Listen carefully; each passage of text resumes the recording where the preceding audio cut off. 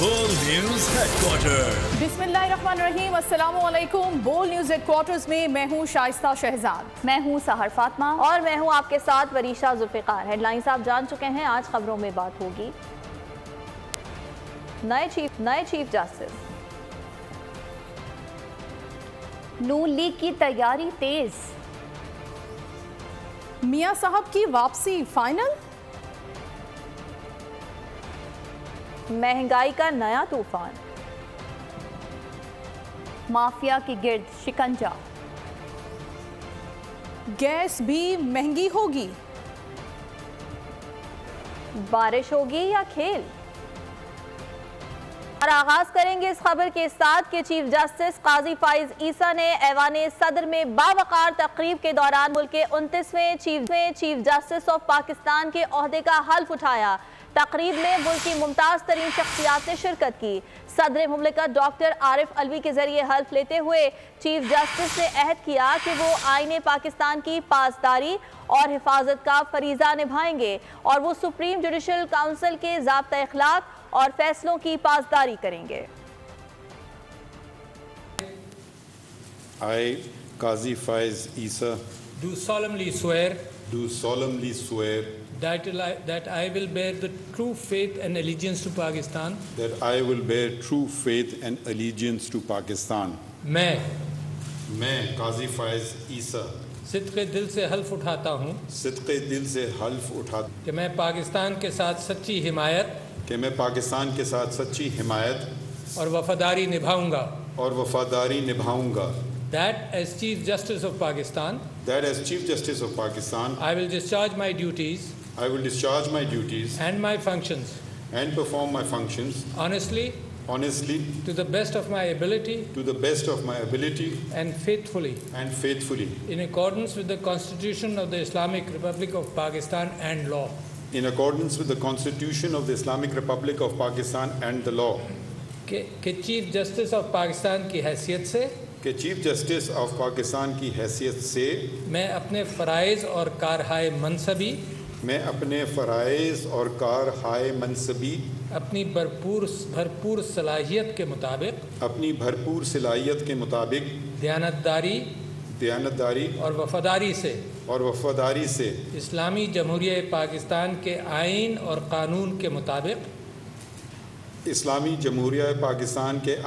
कानून के मुताबिक सर अंजाम दूंगा। चीफ जस्टिस काजी फाइज ईसा ने ऐवान सदर में बावकार तकरीब के दौरान मुल्क के 29वें चीफ जस्टिस ऑफ पाकिस्तान के ओहदे का हल्फ उठा लिया। काजी फाइज ईसा को उनके 2 टोक फैसलों की वजह से अदालती तारीख में एक मुमताज मकाम हासिल है।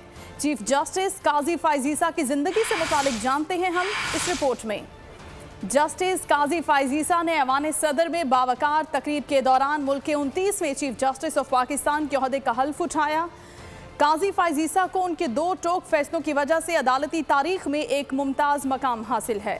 काजी फाइज ईसा मुल्क के 29वें चीफ जस्टिस पाकिस्तान हो गए। उन्होंने ऐवान सदर में ओहदे का हल्फ उठाया। I, Qazi Faiz Isa, do solemnly swear that I will bear the true faith and allegiance to Pakistan. काजी फाइज ईसा 26 अक्टूबर 1959 को कोयटा में पैदा हुए। चीफ जस्टिस काजी फाइज ईसा 5 अगस्त 2009 में chief justice Balochistan high court और 2014 में सुप्रीम कोर्ट में जज तैनात हुए। काजी फाइज ईसा ने बतौर सुप्रीम कोर्ट जज कई अहम फैसले दिए, जिनमें फौजी अदालतों के खिलाफ फैसला, हुदैबिया पेपर मिल्स, फैजाबाद धरना और ख़वातीन के विरासती हकूक़ जैसे फैसले शामिल हैं। चीफ जस्टिस को चंद साल कबल सुप्रीम जुडिशल काउंसिल में ओहदे के खिलाफ रेफरेंस का सामना भी करना पड़ा, जो कलअदम करार पाया। काजी फाइज ईसा को चीफ जस्टिस ऑफ पाकिस्तान का मनसब संभालने के बाद कई चैलेंजेस का सामना होगा, जिनमें जजेस बाहिमी इख्तलाफात, आर्टिकल 184/3 के अख्तियारात के इस्तेमाल का तरीका और बेंच में तश्कील शामिल हैं। चीफ जस्टिस की तब्दीली के साथ सुप्रीम जुडिशल काउंसिल और जुडिशल कमीशन में अहम तब्दीलियाँ की गई हैं। Justice Ijazul Ahsan Supreme Judicial Council के रुकन बन गए। Justice Munib Akhtar Judicial Commission का हिस्सा बन गए।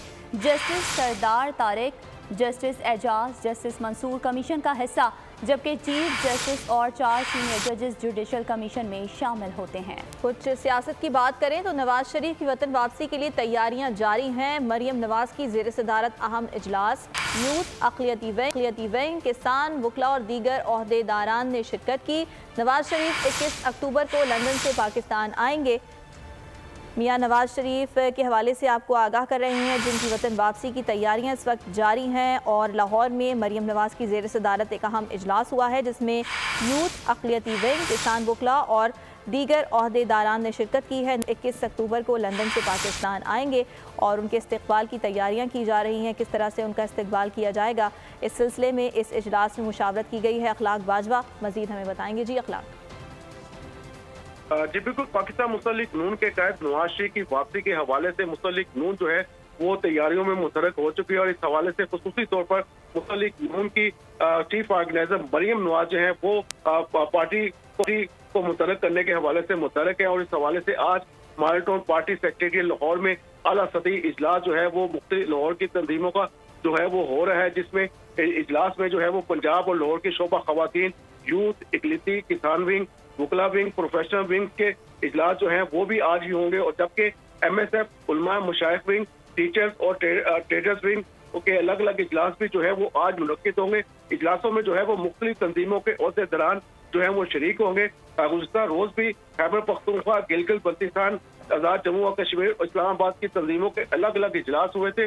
मुस्लिक नून की नायब सदर मरियम नवाज जो है वो पार्टी कायद नवाज शरीफ की वतन वापसी पर मसाली इस्तकबाल करने के हवाले से जो है वो काफी ज्यादा मुतरक है और यही वजह है कि वो आज भी मुख्तलिफ इजलासों की जो है वो सदारत कर रही हैं और आज जो है वो खुसूसी टास्क जो है वो मुस्लिक नून के जो ओहदेदारान है उनको इस्तकबाल के हवाले से दिए जाएंगे। ठीक है अखलाक बाजवा, बहुत शुक्रिया आपका।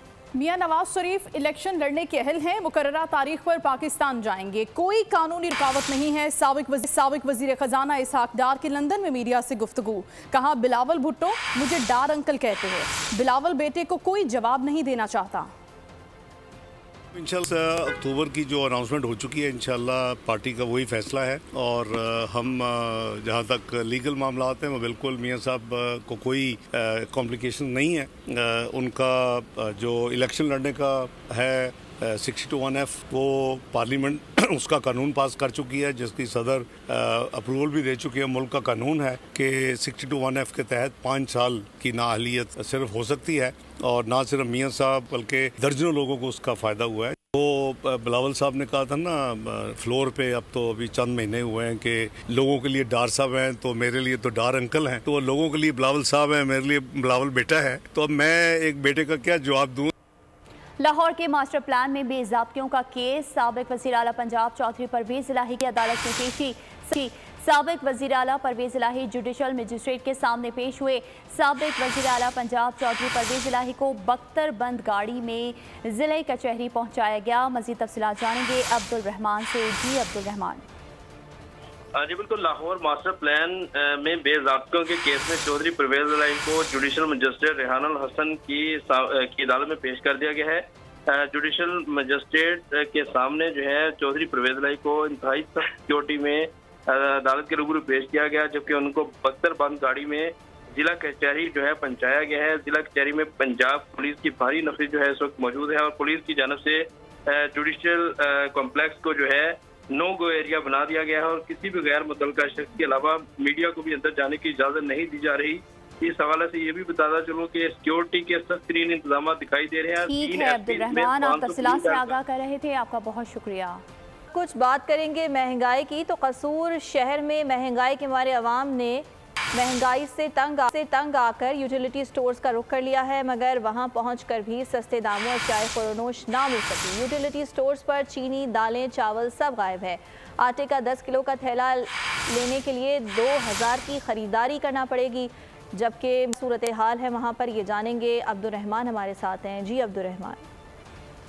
जी इस वक्त मैं यूटिलिटी स्टोर पर मौजूद हूँ और यहाँ पर सब्सिडी वाली जो चीज़ें हैं जिनमें दालें, चावल, चीनी वो बिल्कुल यहाँ पर नापीद हो चुके हैं, यहाँ पर नहीं आ रही बिल्कुल। इसी तरह से घी और आटा जो है वो गरीबों में गुराबाज जो इस तरफ आ रहे हैं उनको मिल रहा है, मगर आटे के साथ साथ उसके ऊपर यूटिलिटी स्टोर इंतज़ामिया की तरफ ये शर्त आयद है कि दीगर सामान की खरीदो फरोख्त की जाए, जिसके ऊपर उनको फिर आटे का एक बैग 10 किलो का 650 रुपये में दिया जा रहा है। और इसी तरह अगर चीनी की बात की जाए तो यहाँ पर चीनी का रेट जो 130 रुपये किलो मुकर्रर है, मगर चीनी आज तक यहाँ पर नहीं आई। अगर खुली मार्केट की बात की जाए तो चीनी आज भी वहाँ पे 170 से 180 रुपये किलो में फ़रोख्त की। और गरीब लोग जब भी बाज़ारों का रुख करते हैं, खुली मंडियों का रुख करते हैं, और जब वहाँ से दालें और चावलों का भाव पता करते हैं तो फिर यूटिलिटी स्टोरों की तरफ रुख करते हैं। मगर यूटिलिटी स्टोरों पर आकर उनको उस वक्त नाउमीदी ना मायूसी होती है जब उनको ये पता चलता है कि यहाँ पे ना चावल मौजूद है, ना दालें मौजूद हैं और ना ही चीनी मौजूद है। सिर्फ दीगर लवाजमात जो जिनमें घी की बात की जाती है और सिर्फ आटा जो है सब्सिडी वाला। बहुत शुक्रिया मेहर अब्दुर्रहमान कसूर से हमें थे। एशिया का किंग कौन? और रंग में भंग। ये खबर शामिल करेंगे कि जमात इस्लामी का महंगाई के खिलाफ आज कराची में शारा फैसल पर एहतजाज का ऐलान। कल सिराजुल हक की क़यादत में पेशावर गवर्नर हाउस पर धरना होगा। पेट्रोल, गैस, बिजली महंगी करने से मईशत बर्बाद होती जा रही है। मौजूदा सूरत हाल में खामोशी जुर्म होगा। एहतजाज का दायरा वसी करना होगा। IMF के गुलाम इब्ने गुलाम लोग हैं जो हम पर मुसल्लत हैं। बिजली के बिलों से तंग आए हुए लोग अब ये मजीद पेट्रोल की कीमतों में इजाफे कर करके उनको जिस तरह से जो सलूक किया जा रहा है, इस पर खामोश रहना जाहिर है एक बहुत बड़ा जुर्म भी होगा। ये कौमी जुर्म होगा जो इस पर खामोश है। पेट्रोल की और बिजली की और गैस की कीमतें बढ़ाने के नतीजे में अवाम भी मरते हैं, सनतें भी तबाह होती हैं। आपका मैंडेट पेट्रोल के और बिजली के बम गिराने और आप में इतनी भी हिस्स नहीं है कि जो काम आप कर सकते हैं वो करके दिखा दें। इस अवामी सतह के एहतजाज को अब वसी होना चाहिए, क्योंकि अगर ये एहतजाज इस तरह से वसी नहीं होगा और हम नहीं निकलेंगे तो छोटे छोटे टुकड़ों में लोग एहतजाज करेंगे और इस एहतजाज को खुद ये तबका है, हुक्मरान तबका गलत तरीके से इस्तेमाल करेगा। हम 15 पॉइंट्स मुतय्यन कर रहे हैं। इन 15 पॉइंट्स पर आकर खड़े हो और अपनी मोटरसाइकिल बंद करें, अवाम अपनी गाड़ियां बंद करें और सड़क पे खड़े होकर एहतजाज करें। नाज़रीन, मुल्क भर में बिजली चोरों के खिलाफ क्रैकडाउन का सिलसिला जारी है। मुल्तान, हाफजाबाद समेत जनूबी पंजाब में सैकड़ों कनेक्शंस काट दिए गए। 2000 से ज्यादा मुकदमात भी दर्ज कर दिए गए। बिजली चोरों के खिलाफ ये कार्रवाइयाँ जारी रखी जाए। बिजली चोरों के खिलाफ क्रैकडाउन जारी।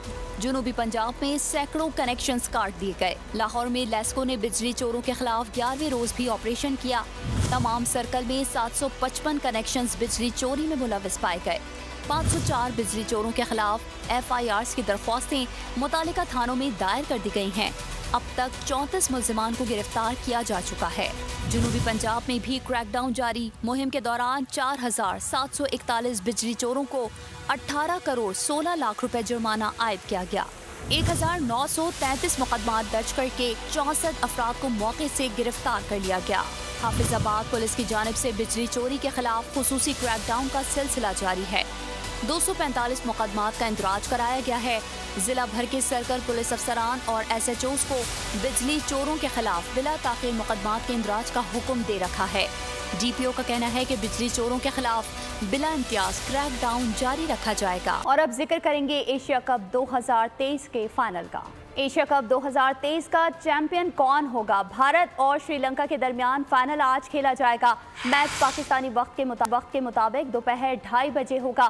फाइनल में मूसलाधार बारिश का भी इम्कान है। एशिया कप का फाइनल कोलंबो के प्रेमादासा स्टेडियम में शेड्यूल है। श्रीलंका के महेश थक्शाना और भारत के अक्षर पटेल इंजरी के बायस फाइनल मैच नहीं खेल सकेंगे। मजीद तफसीलात इसी पर जानते हैं। एजाज वसीम बाकरी हमारे साथ कोलंबो से बराह रास्त मौजूद हैं। जी एजाज, बताइएगा।